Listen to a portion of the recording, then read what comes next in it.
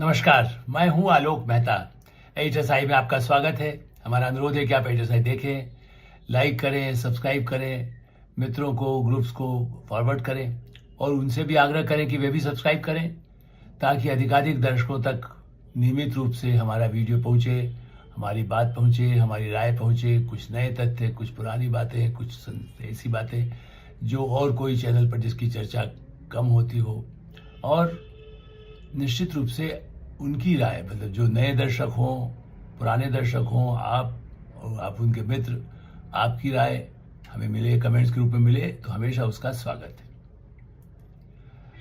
संसद में अंततोगत्वा लगभग 30 साल के प्रतीक्षा के बाद महिला के लिए आरक्षण विधेयक रख दिया गया।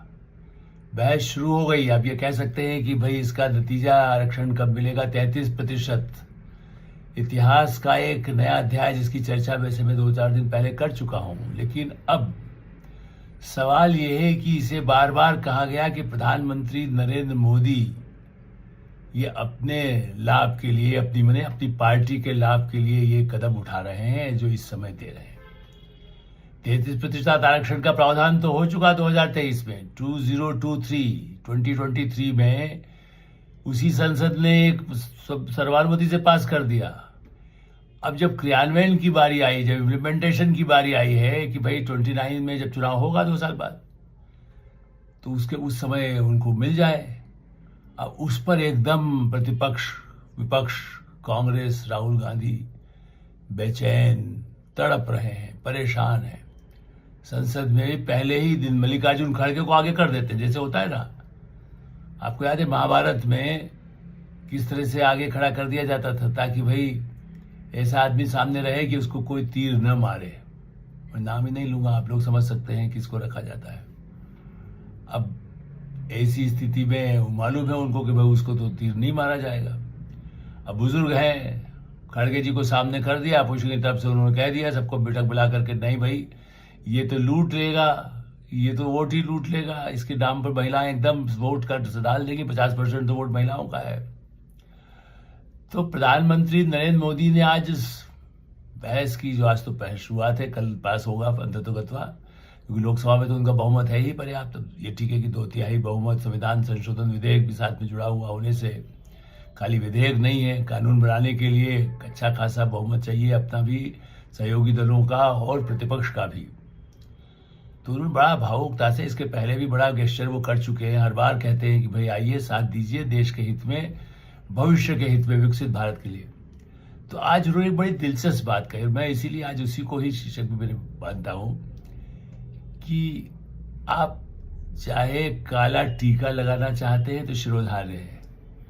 काला टीका आपने लगाया ना, उसके इस प्रतीक के रूप में, मतलब विरोध वो करना चाहते हैं, उन्होंने कहा देखिए उसमें, लेकिन मेरा आग्रह यही होगा कि आप समर्थन करिए, वरना साफ हो जाएंगे सब लोग।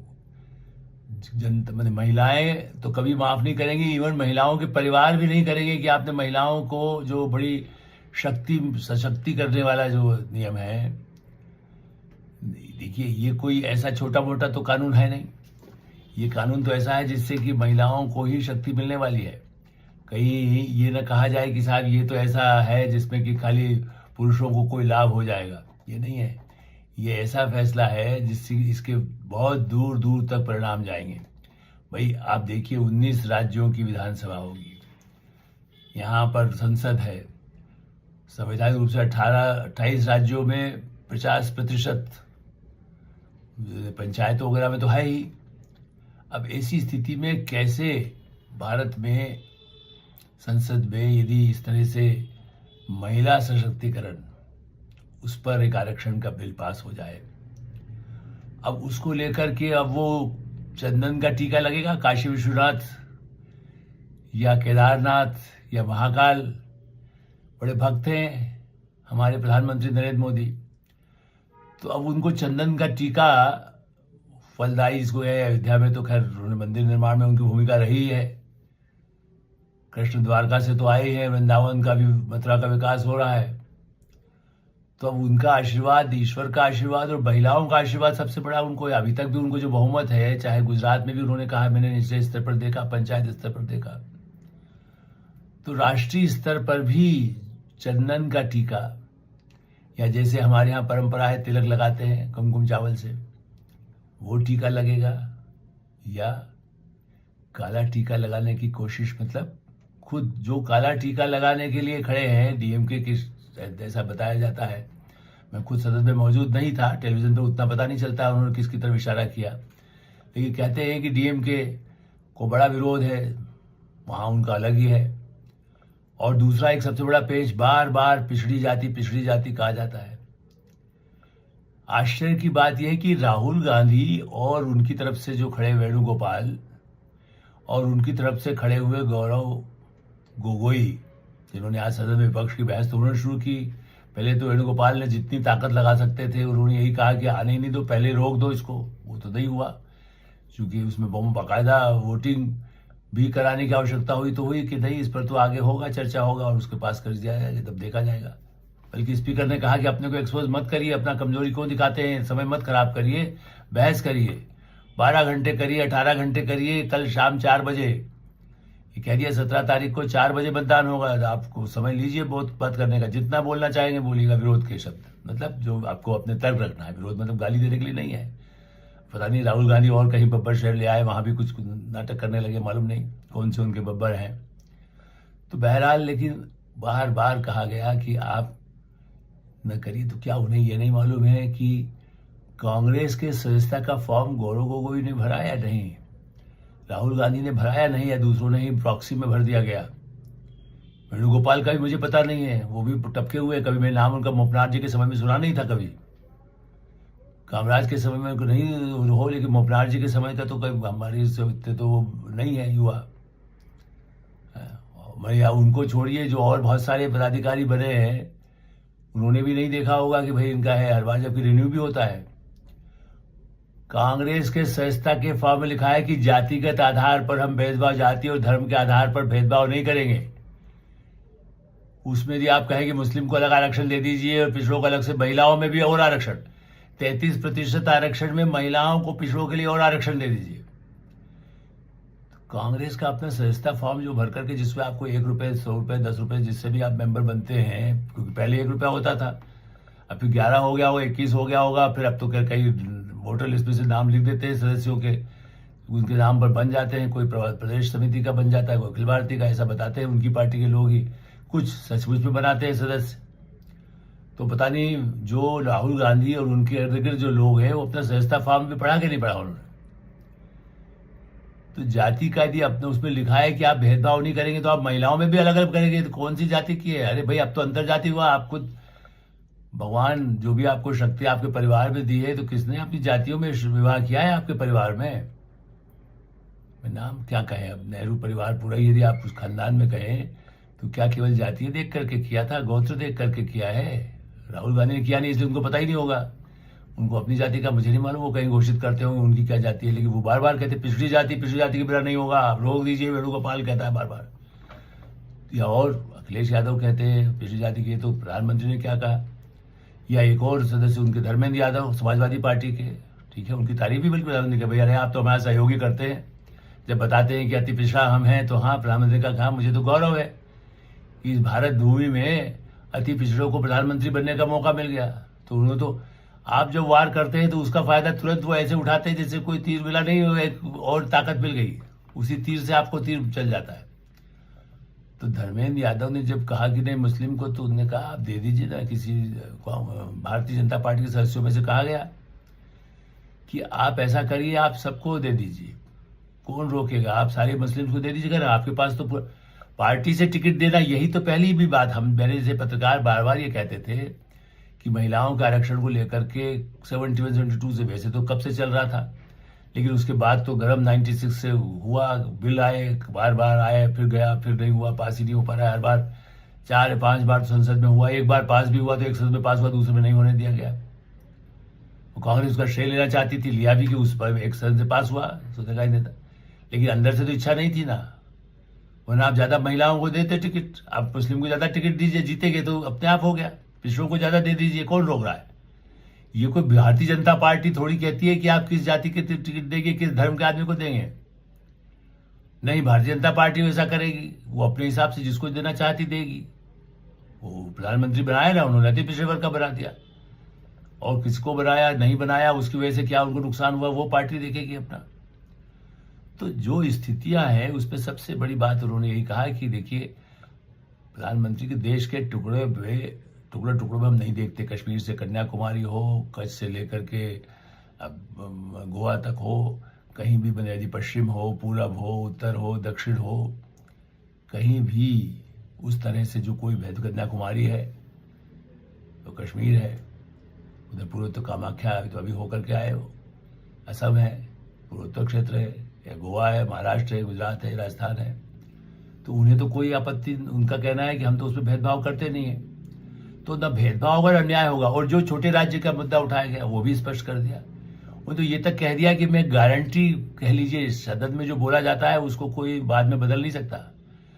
प्रधानमंत्री नरेंद्र मोदी का कहना है कि किसी राज्य के साथ भी जो अभी स्थिति है उसमें सबका यदि बढ़ना है तो 50% सबका बढ़ना है। वो छोटा राज्य तब भी उसका 50% अपने आप उसका ज्यादा हो जाएगा। जो सीटों की संख्या बढ़ेगी, चूंकि इसके साथ परिसीमन जुड़ा हुआ है, बार बार ये कहा था जनसंख्या की पहले हो जाए, जनगणना हो जाने दीजिए, उसमें पिछड़े ज्यादा होंगे इसलिए उनका प्रतिशत होगा। तो रोका नहीं ना, लेकिन उसका इंतजार करे तो फिर तो 10 साल तक नहीं होगा। हो सकता है अगली सरकार किसकी बने, उनकी बने न बने, कोई ऐसी जमीनी सरकार आ जाए, किसकी आ जाए और न करे। इसीलिए प्रधानमंत्री ने कहा कि हमने यदि फैसला जनता को धोखा नहीं देना है, 23 में हमने पास किया और 29 में लागू करने का तय किया था। अब जनगणना की प्रक्रिया लंबी होती है, 140 करोड़ की जनगणना कितनी बढ़ गई, कहाँ कम हो गई, वो ये मतदाता सूची भी नहीं है। तो जनगणना घर घर है और प्रक्रिया शुरू हो चुकी है, ये भी नहीं कि उसको कोई रोका गया है। तो ऐसी स्थिति में ये बिल, इसको पास कर दिया जाए। पंचायतों का अनुभव है, जिला पंचायत का अनुभव है, नगर पंचायत का अनुभव है, 50% महिलाओं ने वहां आई तो काम हुआ है। आप देखिए कि जो स्थितियां हैं उसमें पूरी दुनिया में 11,500 मैंने संख्या है सांसद जिस तरह के कहे जाते हैं, और उनमें भी संख्या 4,500 के करीब है सिर्फ। और इसी तरह से भारत में पूरे देश में 4,128 में केवल 1,360 सब मिला करके ऐसे प्रतिनिधित्व मिलता है। संसद में भी 788 है, वो 245 उसमें से महिलाएं हैं। तो उनकी संख्या यदि बढ़ जाएगी तो सबको लाभ होगा। सशक्तिकरण की बात कही जाती है, हर पार्टी को उसका लाभ होगा। सीटों में भी जो बढ़कर के जितने बड़ी संख्या में सीटें बढ़ाने का फैसला किया गया है तो उसके बाद तो कोई दिक्कत होगी नहीं। उन्होंने इस बात को भी ध्यान में रखा है कि भाई ठीक है, हम इसको बढ़ा देंगे, 781 हो जाएगी। अब उसके बाद तो फिर ये समस्या कहाँ रहेगी?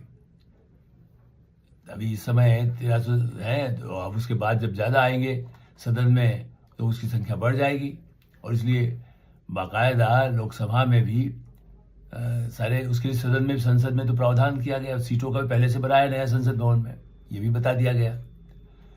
तो अब ये देखना होगा कि जो काला टीका लगा करके आते हैं उनकी विजय होगी, या चंदन और कुमकुम का टीका लगा करके जो आते हैं और जहाँ अक्षत साथ में चमल दाना प्रतीक होता है वो।